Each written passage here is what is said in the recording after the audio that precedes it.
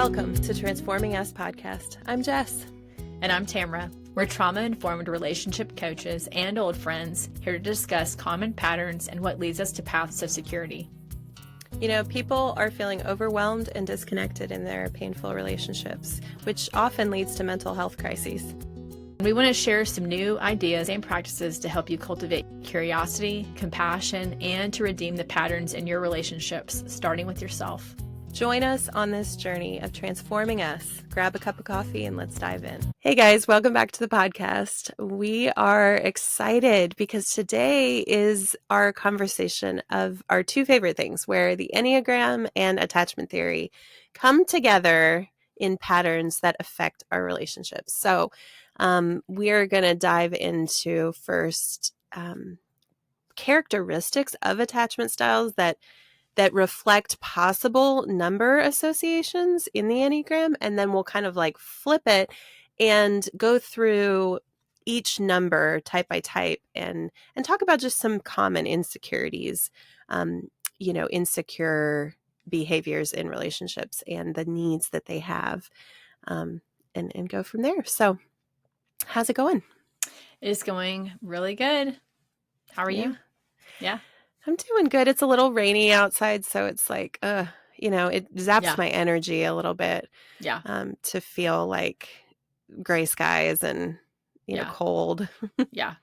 I feel the same way. I feel like I'm like a plant. Like I need sunlight. If you give me some sun, it's crazy. I just feel so much better, Yeah, for sure.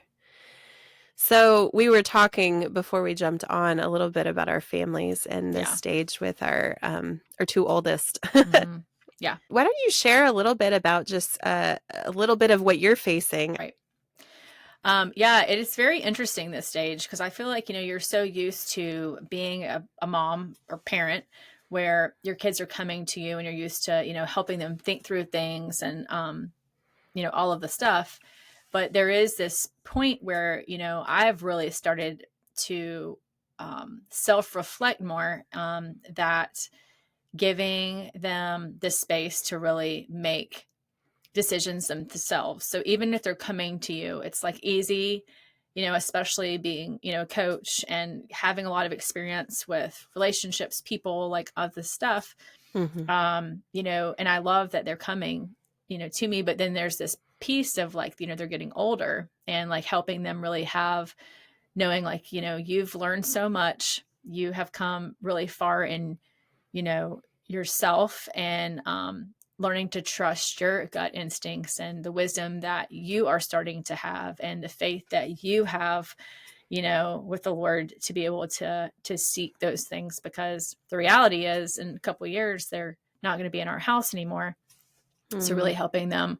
But it's like that balance of, sometimes you can see things, but it's easy to have an answer or have, oh, you should try to do this or da-da-da. But it's like kind of stepping back a little bit more, which takes a lot of intention, and say, no, actually, I want you to make this decision because this is your life. Like you have the tools and I'm here, we're here as your parent, but like at the end of the day, like helping them trust their gut and trust their faith and their wisdom that they have learned even in their teen years. So it's like that balance. Well, and I feel like I'm so relating to when you and I talk about this because, I have two that have graduated, my two oldest, and, they come to me for advice too. And it's like my instinct is I'm so committed to their success and their happiness, and I want them to do well. And so I just want to tell them what to do. I just want to be like, this is exactly what you need to know. But it takes more self-control and effort to ask them good questions and help them arrive at the answers and really kind of pull back and not as often just give them the answer, because it atrophies their ability to do that for themselves. And, my husband and I talk about this phase from like when a kid is like 16 till they're like 20.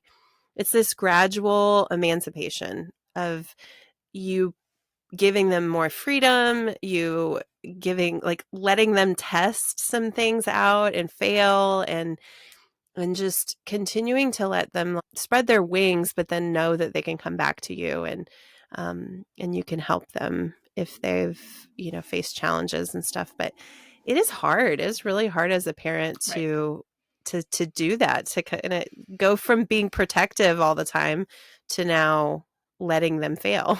Right. It's been very hard for me. Yeah, it is hard. It is very, very challenging. It takes a Mm. lot of holding back, learning how to Mhm. hold back. Yeah. And my insecurities as far as attachment styles go, like that comes out. I have that anxious tendency that comes out with my parenting of wanting to fix it and wanting them to hear me, and, Yep. I feel like we're all learning. They're learning as much as we're Mhm. learning, in Mhm. those areas. Yeah. For sure. So basically, today on our episode, we're going to do a brief overview of the Enneagram and Attachment Theory, which we're both very passionate about. And so our podcast focus is on how these two, just the frameworks of the Enneagram and Attachment Theory, intersect and influence the relationships that we have. And if you don't know your Enneagram type, you can listen to our last episode that we just did a primer for of each Enneagram type. And then we also have a download. It's a free assessment and a relationship guide on our website that you can go check out. Awesome. Yeah. So as we get started, I think this first part we're gonna, talk about the attachment style specifically, and then possible numbers that might have certain characteristics. Now, okay, let me first say that every single Enneagram number can be securely attached. Every single number person can have a dominant number, and they can have certain characteristics, and they can grow into a healthy version of themselves and be super secure. So that's why it can be hard for really secure people who are very balanced and integrated to pinpoint their Enneagram number, because they're using so many skills, Mm-hmm. And so anyway, just keeping that in mind. But jumping into anxious preoccupied style, I think one of the first things that comes to mind is a strong desire for closeness, but this like anxious need for closeness. Right. So some of the possible numbers might be like a 2, a 4, 6. Do you feel that as a 3? I can, depending on how the other person is. Yeah. Yeah, I think 1s and 3s, it could depend on the Yeah. person. Yeah. But that desire for closeness, and then Right. that anxious feeling. And then, worry. Do you think worry is something that you think about certain numbers? Yeah, I would think worrying specifically about a partner's love or just even potential abandonment. You would see that more in the type 2s, 4s, and the 6s. So, they're also the ones who would desire, like you just said, the strong desire for closeness. Mm-hmm. Um, and Yeah. then as far as like a high need for reassurance and affirmation, Mm-hmm. you can also find that in a 2, but Mm-hmm. a 6 and a 9. And possibly a 3 and a 4. Yeah. Yeah. As a 4, I definitely feel that. Yeah. I feel I that as a think 3. reassurance is something that, and I'm a anxious leaning 4. So, growing insecurity. Right. So I think fear of abandonment was something when I think about the anxious preoccupied. Um, you know, some numbers that come to mind is the 4, the 6, and the 2. Right. Any others for you? Well, as far as overly sensitive and hypervigilant, always scanning for rejection would be a 4, 1, 6, and 8 primarily. Mm, Um, and then as far as like, the ones that have a harder time being alone would also be the type 2, the 4, the 6, the 7, and the 9. mm, Um, yeah. yeah. Yeah, and then investment in relationships, like overly investing in relationships, Mm-hmm. not being as aware of your own kind of alone Needs. time, and Right. being so very much anxious, preoccupied, over the dismissive avoidance. So For that sure. might be a Could be a 9, a 2, a 1, a 6. Again, this isn't like a perfect, these are just common associations with that characteristic. Right. Being others focused. Mm-hmm. So, a need for validation and approval might be a 2, a 3, a 4, a 6, or a 9. Mm-hmm. So, and the more conflict avoidant numbers would typically be a 9, a 2, and a 6. Yeah, definitely. And again, it's just these patterns of being so others focused. Right. There's certain numbers that are just more others focused, and that's going to lean towards that anxious insecurity. Being jealous and possessive, that's not necessarily every anxious person, but that is a common characteristic. And it could show up in a 2, a 4, or an 8. And then the numbers that you'll see mostly that will have the emotional push and pull, or kind of like a roller coaster dynamic at certain times, would be a 2, a 4, and an 8. Yeah, and then the insecurity and self-doubt. That we talked about this in the last episode, a few of the numbers, but 6s definitely come to mind as somebody who just doesn't trust themselves. They self-doubt and they lean to others for security and are trying to get that support. But 2s and 4s have that tendency at times too. Yep. And some tips would be just focus on building a strong sense of self and really learning how to anchor in your worth and your value. Because, if we have a low sense of self or self-hatred or whatever, like that's going to really affect how healthy we're going to be able to show up for not only ourselves, but other people. So, yeah, I would just add that if you find yourself in that anxious, preoccupied, like you've identified that as your insecure style, and you're one of these numbers, yeah, just continuing to work on, I mean, and you hear it all the time, work on yourself. But some numbers are actually just, it's harder for them to work on themselves. They're just so focused on fixing other people and helping other people and making sure other people aren't mad at them.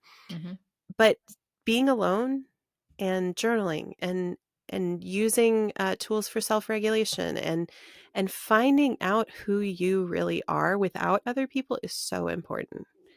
So, it's really crucial. And I feel like it's scary for a lot of, those certain types, I think, to be alone. But I think once they actually, start like having the mindset of like, I'm going to build the life that I love, and, surrounding yourself with people that you love, finding your hobbies, having goals, having dreams, having things that you look forward to doing, that like, it could be something as simple as, I love going and making Pinterest boards and it inspires me. Or I love thinking about planning my next vacation. I love travel. Or I've always, wanted to try, learning an instrument or gardening, like having certain things that excite you. And then over time, those types that struggle, with the sense of being alone, you start realizing it's actually not as scary as in their mind they thought it would be. And once they get really comfortable, it's crazy because I feel like that's often when, they have had so much self-growth that they enter into really healthy relationships at that point because they have grown in that security within themselves. Yeah. Yeah. So good. So let's move on to the dismissive avoidant. So the characteristics that you would see is they really highly value their independence, and they're typically very self-reliant.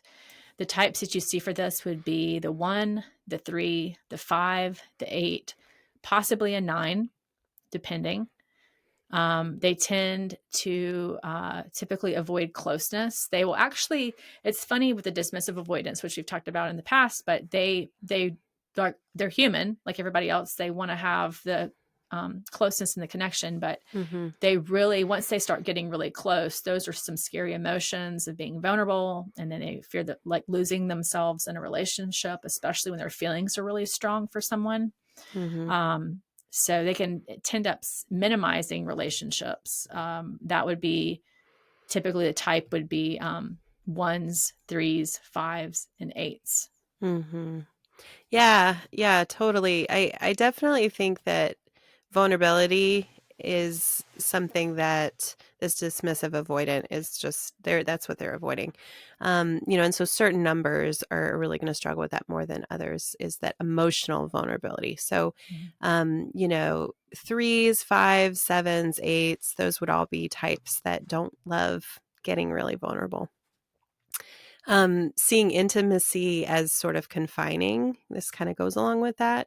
But that close connection can feel overwhelming.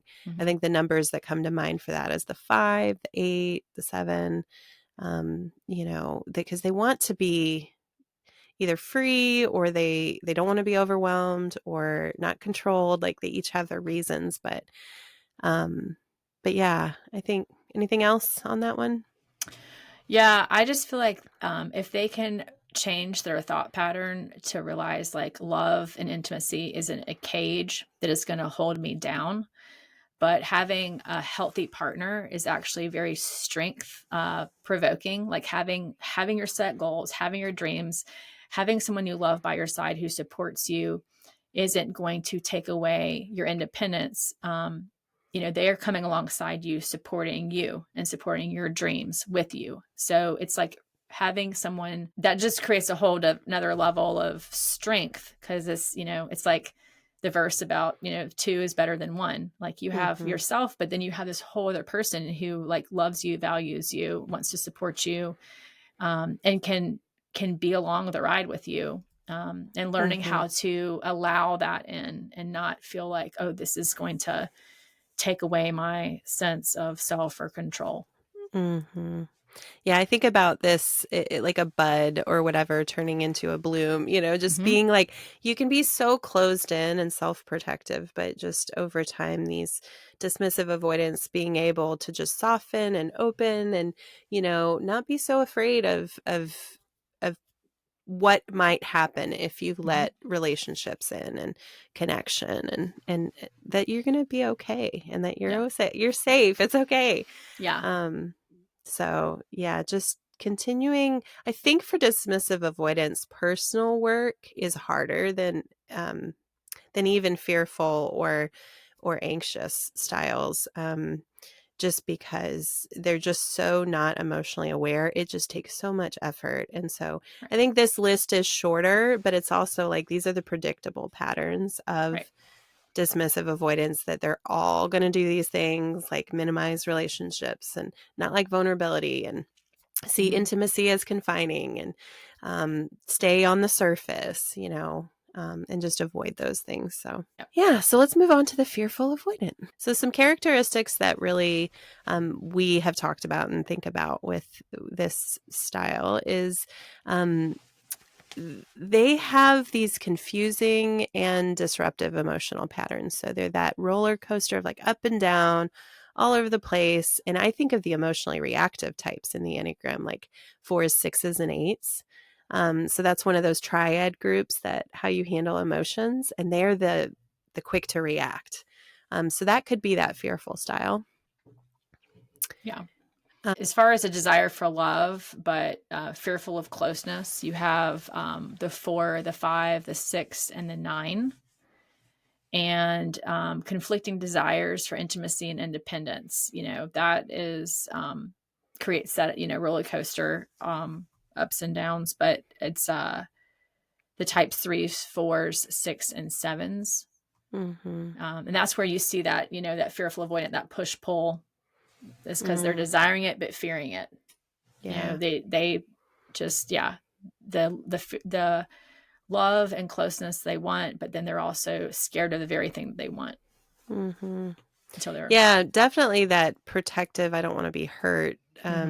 I think about with a fearful avoidant, trying to protect against betrayal, or or even being abandoned or losing your identity. These would be characteristics that maybe a 2, a 4, a 5, a 1, 8, 6. So they're going to be that high emotional reactivity, which I mentioned before, but that comes from their past trauma and how it affects their current relationships. Right. Also, the instability and just the sabotaging closeness, that could really come from any type. But But as far as like withdrawing and stonewalling, where they just are going to kind of shut down, you're typically going to see that with types 1, 3, 4, 5, 8, and 9. Mm-hmm. And the Yeah. ones that you also see struggle, I feel like, the patterns where you see them struggle with the self-worth the most would be the 2s, the 3s, the 4s, and the 6. Mm-hmm. Yeah, I definitely think there's that sense of like brokenness, like there's something, wrong with me, or I'm just too much for everybody else. We talked in a previous episode about the core wounds of each of these, and really when it comes down to all these different Enneagram numbers, the reason you became dominant in a certain personality and had those strategies is you're trying to protect against like some core wounds, and so Mm-hmm. pulling these two systems together is just helpful at taking a look at that. Right. But yeah, let's move Yeah. into sort of a type by type. Mm-hmm. We'll mention the Enneagram number, Mm-hmm. and then we'll give a helpful label. I think Yeah. sometimes we will just talk about the number, but sometimes we'll say like type 1, the reformer, Sure. because it's a common label that helps people understand what that is. So Yeah. yeah, what? So type 1, the reformer, the insecurities that are common that you'll see is they can feel a burden of responsibility. It can lead to isolation. They can have strong principles that also could alienate other people. And they tend to parent themselves, resulting in detachment. The Mm-hmm. needs of the one is they need validation and encouragement of their high standards. The challenges you'll find is they fear criticism. Mm. Yeah, as a parent of a type 1 and a daughter of a type 1, I really resonate and have so much compassion for a type 1's insecurities, because that inner critic is so loud. And I even see like with my son, that desire to almost parent themselves. Like I can parent myself better than Yeah. Yeah. than you might be able to, Yeah. because they have such a strong read on right and wrong. Mm-hmm. So let's move on to 2s. I think the Enneagram 2 is often known as the helper. Some of their common insecurities are they kind of experience exhaustion from any unreciprocated care. So, like when somebody doesn't reciprocate love, or it's not mutual, there's that, you know, Mm-hmm. so they will also at the same time neglect their own needs, and they fear rejection. So they can be hesitant to express what's really going on for them, maybe their emotions, maybe um, anything that could be conflict or whatever, just sharing from their heart, because they're so aware of helping others. Their deep need is emotional connection and constant reassurance. I think that can be a thing for 2s, other numbers as well. But one of the challenges is, I think, that fear of rejection. So just keeping that in your radar, as far as insecurities, that can really, if you don't go into situations expecting that people are going to love everything you're going to share or everything you're going to do, then you don't feel that rejection so much, because you just know people are so different, and and I'm not always going to get it right. And Mm-hmm. and sometimes I haven't gotten it wrong. It's just not their preference. Right. So, Yeah. The type 3s, they're known as the achiever. The insecurities of the 3 is they link self-worth to their achievements, results often in loneliness during setbacks. They can adopt different personas that disconnect them from their actual true self. They can engage in superficial relationships when unhealthy. Their needs would be to be admired and to just be validated from other people. And the challenges that they face is a fear of failure. mm, Yeah. yeah. How does all that hit you in terms of your insecurities? Like, what do you feel?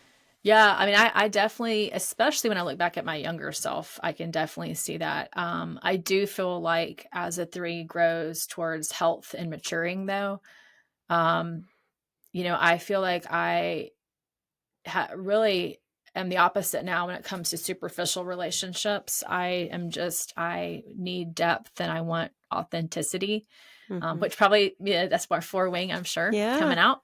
Hmm. But I feel like once you have tasted and experienced the depth of real, true authenticity in relationships and friendships, it's like time is precious, and we don't have forever, like as far as time. So like if I'm going to invest in relationships with people, I want it to feel like there's like fruit. Like I want to walk away where there was like fruit in that friendship. Yeah. And I don't feel like I result in loneliness as much in setbacks anymore. Whereas I feel like I used to fear, I remember, gosh, when I was younger, I like did not want to like confess certain things or say certain things because I didn't want people to like have this like negative image of me. Mm. And now, and I think it's just the freedom of Christ. I feel like that's where faith Yeah. really can, shape you and change you. But now I'm like, oh, this is who I am. Like, I mean, at the end of the day, I'm trying my best, but I'm not Yeah. perfect and I'm not trying to be perfect. So if I have a setback, I'm not ashamed to share it because, again, if we're authentic with ourselves and others, that's where change and growth happens. So we don't have to Hmm. walk around pretending we're something that we're not. Yeah. Yeah, for Yeah. sure. So what about you So, for type 4? yeah, the four is the often known as the individualist, or romantic. I've heard it called that. Mm-hmm. So insecurities for type four is a feeling a sense of like just the lack of disconnection and desire to be unique. So this can lead to isolating or withdrawing, just in your feelings. It may be more from a place of protection, and introspection, and just trying to look at, like, all the big feelings that you're having, because fours just kind of live in their feelings. So those insecurities, really drive them to go inward, and it can be, if you're more on the anxious side, it can lean to protesting or even fearful. Um, but just the classic insecurities drive them inwards. Um, Needs that fours have are appreciation for their uniqueness and creativity. They want to know that people see them for their gifts and what makes them special. And I think that's what makes them feel the most loved. I think a challenge is really just that self-doubt and the emotional reactivity and the reactivity can be inward or it could be outward. Sometimes you're just like quick to verbally respond in relationships. I know for me, looking at all of this, I have a pattern of, as a self-preserving for, which goes back to instincts, which we haven't covered, but that just means that I'm almost stuffing my insecurities for a time, and then they can come out later in reactivity. So usually I'm like stuffing emotions to just kind of get busy to go do the thing that's missing, or figure out, okay, if I'm deficient in this, maybe I need to fix this, or and I approach things that way for a little while, and then I kind of get frustrated because I'm trying to fix it. And then if it's a relational thing with, say, my husband or something, um, he doesn't know that I've been stuffing insecurities for, half a day or Mm-hmm. 2 days or whatever. And then it will start to come out in tears or anger. Yep. And yeah, it can be confusing. Yeah. So yeah. So let's move on to type 5. Yep. Type 5 is called the investigator. Their insecurities are they can detach emotionally to conserve energy. They avoid engagement to prevent imposing their needs. So I've known fives where they will hold back because they feel like they're going to be a burden. Like it could be something as so simple of, they had a car accident that week And then someone finds out, they're like, oh, you didn't tell me that. Why didn't you tell me? They're like, well, I didn't want to put a burden on you. And it's like, to the other person, it's not a burden. Like, this is you just sharing what happened to you this week. So that's just an example. But they can fear social inadequacy, which can lead to withdrawal. Their needs is their intellectual stimulation, and they really have a very high need for personal space. Like, you'll see a 5, even from people they love, like, just need to be by themselves a lot more time than a lot of other numbers would need. And I think as far as relationships, it can be very confusing, to friends or a person they're dating, because they need a space, whereas the other person has to realize this isn't personal, this isn't a lack of love, this is just them, this is how they have to almost like go back in their cave and rebuild themselves again with energy. And their challenges is they have a tendency to disengage. Yeah, definitely that avoidant tendency there is strong. When the 5 will pull back and disengage, and it's all just trying to protect against being overwhelmed or being without resources. So it is interesting, though. I will just note that the 5s do have a way of like they have they have this ability to detach from their emotions, and they can completely shut it down. You can see that sometimes in the 8s as well. And, those are probably, I think, when I think about but that's just something that they can grow in, though, of like facing those things. Because a lot of times those feelings will come right bubbling back up to the surface later on. Yeah, I think that's an important thing too. I've heard it said that, with all these Enneagram numbers, like, we divide ourselves from our true self. And so, like, being so compartmentalized as a 5 in these areas of like, okay, I have my bucket of emotions and I have my work responsibilities bucket and I have all these different things, and that you don't let them blend together or integrate all the parts of yourself. Nobody lives that way, I think it feels tidier to do that, but it actually, as far as relationships go and your faith and all that stuff, you can't divide it all up. So, but yeah, let's talk about type 6s. The loyalist. I think we talked about that in our last episode. They're just so aware of relationships and being loyal guardians. Some of their insecurities, though, are they have anxiety when they feel isolated or without support. They seek reassurance, but they can tend to feel lonely and maybe feel a little misunderstood, like, I'm asking for support or I'm asking for you to be there for me. And nobody gets why I don't want to be alone or why I can't handle this by myself. So that can be hard. I have a few close Enneagram 6 relationships in my life, some best friends and stuff.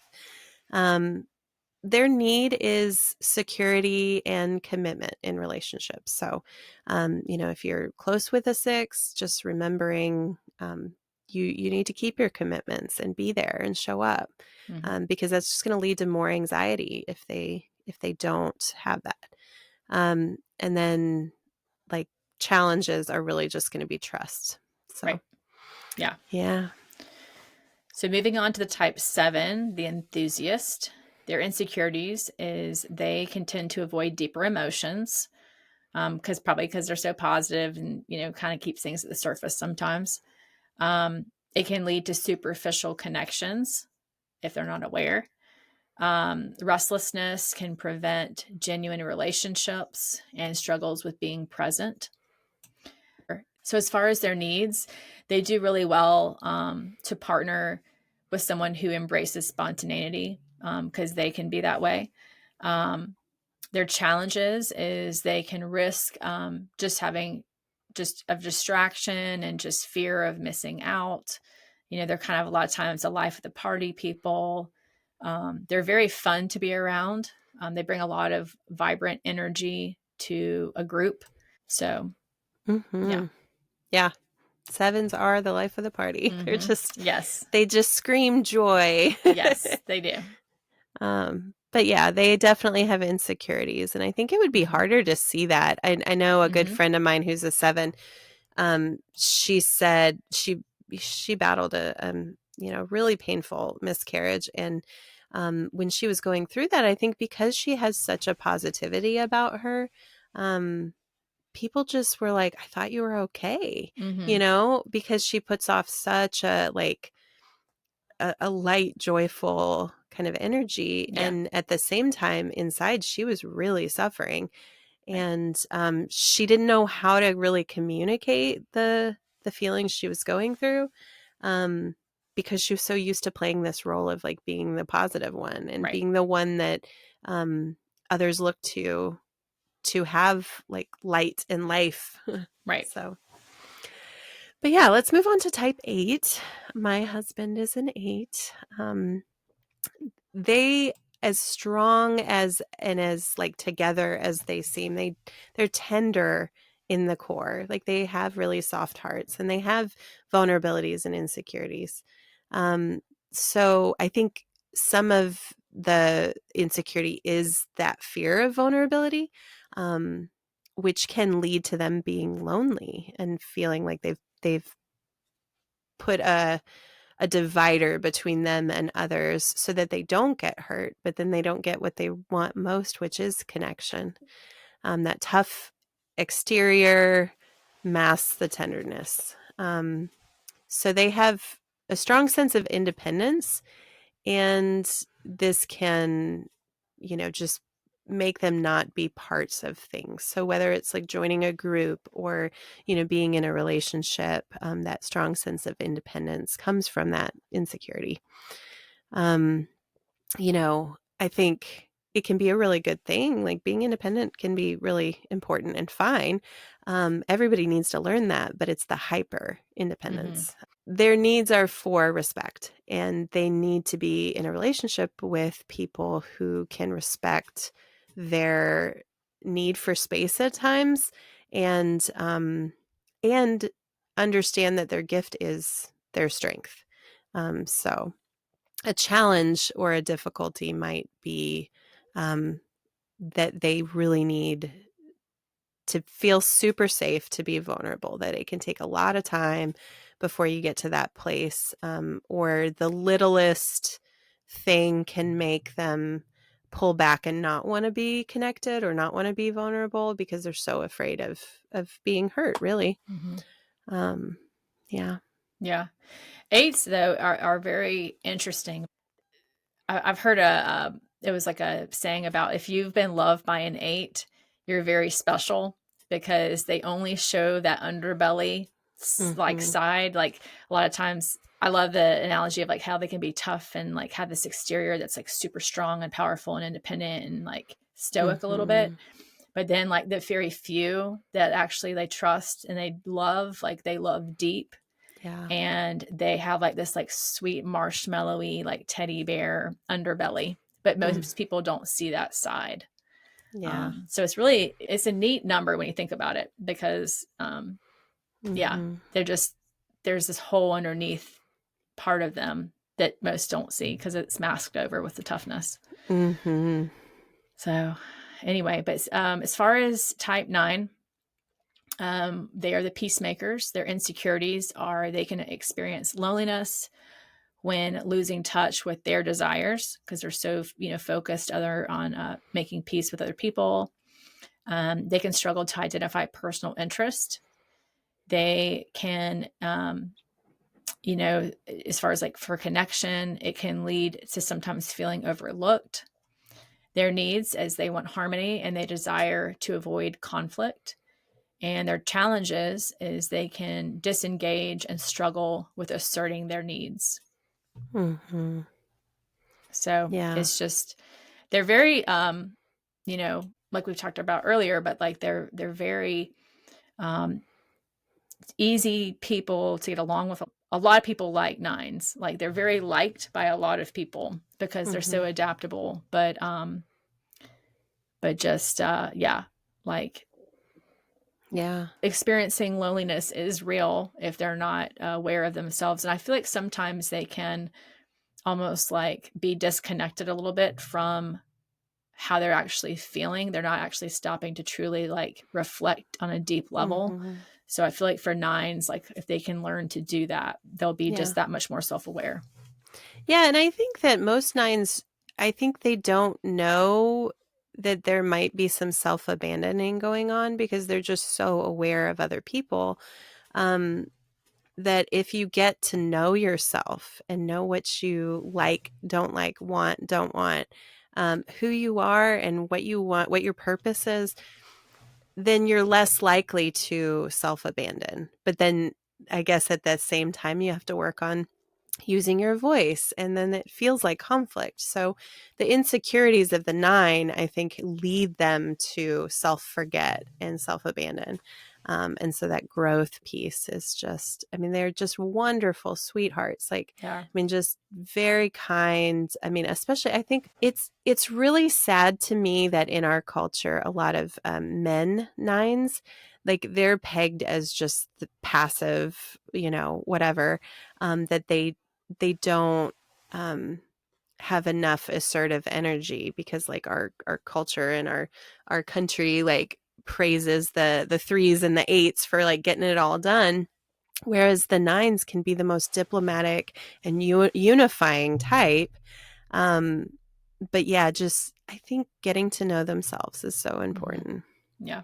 So this has been a really fun conversation, and we are so thankful that you stuck around for this culmination, it being like the merging of these two different systems. And now we get to go, okay, so we're always looking at these two things as we coach people in either groups or individually. And just the way we want to direct people is these are two systems that really, really help you grow and become more secure. So yeah, just reflecting personally, if you know your number, on what maybe some of those attachment insecurities or part of your story has led to maybe stress points in your number or the unhealthy levels of your number, and then what it might look like to grow in security. So that's just a journey we all will take differently. So again, remember, we have a few different freebies on our website. One about habits in relationships, and we have one specifically for Enneagram and taking an assessment and getting quick start guide there. And then we also have the attachment assessment and kind of a relationship guide with that. So thank you so much for joining us. May you be open to everything that comes to you today because it is for your transformation. Thank you for joining us, and we'll see you next time. Thank you for tuning in to this episode of Transforming Us podcast. We hope that you enjoyed the conversation and that you found it helpful. If you loved what you heard, we would really appreciate if you would take a moment and leave us a 5-star review and rating. Your support helps us reach more listeners like you. And also, don't forget to follow us on social media and subscribe to our YouTube channel for more relationship content. Then, if you're looking to take your growth to the next level, check out our coaching services and groups at transformingus.org. We're here to help you transform your patterns and enjoy more secure relationships. Until next time, in the words of Raoul Shane, you do not need to do big things. Just do small things in a big way. Then, transformation will follow you.